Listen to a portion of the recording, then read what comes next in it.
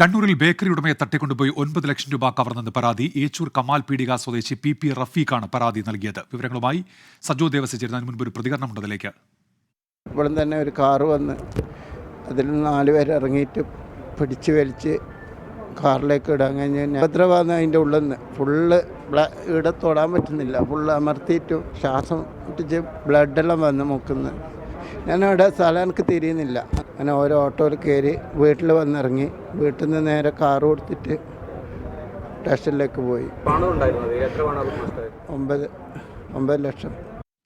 വിവരങ്ങളുമായി സജോ ദേവസി ഇപ്പോൾ ചേരുന്നുണ്ട് കണ്ണൂരിൽ നിന്ന്. സജോ, എന്തൊക്കെയാണ് വിവരങ്ങൾ? ഉന്മേഷ്, ഏച്ചൂർ കമാൽ പീടിക സ്വദേശിയായ റഫീഖാണ് പരാതിക്കാരൻ. റഫീഖ് ബംഗളൂരുവിൽ ബേക്കറി ബിസിനസ് നടത്തുന്ന ആളാണ്.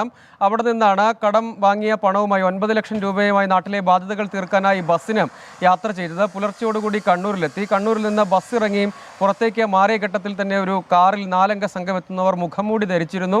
അവർ വാഹനത്തിലേക്ക് വലിച്ചു കയറ്റി തട്ടിക്കൊണ്ടുപോയതിനു ശേഷം വാഹനത്തിൽ വെച്ച് മർദ്ദിച്ചു. പിന്നീട് കാപ്പാട് ഭാഗത്ത് വെച്ച് ഉപേക്ഷിച്ചു. കയ്യിലുണ്ടായിരുന്ന ബാഗും ആ ബാഗിലുണ്ടായിരുന്ന പണവും 9 ലക്ഷം രൂപയാണ് ഉണ്ടായിരുന്നത്. അത് തട്ടിയെടുത്തു പോയി എന്നാണ് ഇയാൾ പറയുന്നത്. പോലീസ് ഇദ്ദേഹത്തിന്റെ മൊഴി രേഖപ്പെടുത്തിയിട്ടുണ്ട്. അന്വേഷണം നടത്തുന്നു പരാതിയുടെ അടിസ്ഥാനത്തിൽ എന്നതാണ്. അതേസമയം ആരാണ് ഈ സംഘത്തിൽ ഉണ്ടായിരുന്നവർ എന്ന കാര്യത്തിൽ ഇദ്ദേഹത്തിന് ഒരു വ്യക്തതയൊന്നുമില്ല. വാഹന നമ്പർ ഓർമ്മയില്ല എന്നാണ് മൊഴി നൽകിയിരിക്കുന്നത്. അതേസമയം താൻ ഇങ്ങോട്ട് 9 ലക്ഷം രൂപയുമായി വരികയാണ് എന്ന് തന്റെ ജീവനക്കാരൻ അന്വേഷണം നടത്തി വ്യക്തത വരുത്തേണ്ടതുണ്ട്. സജോ ദേവസിയാണ് വിവരങ്ങൾ.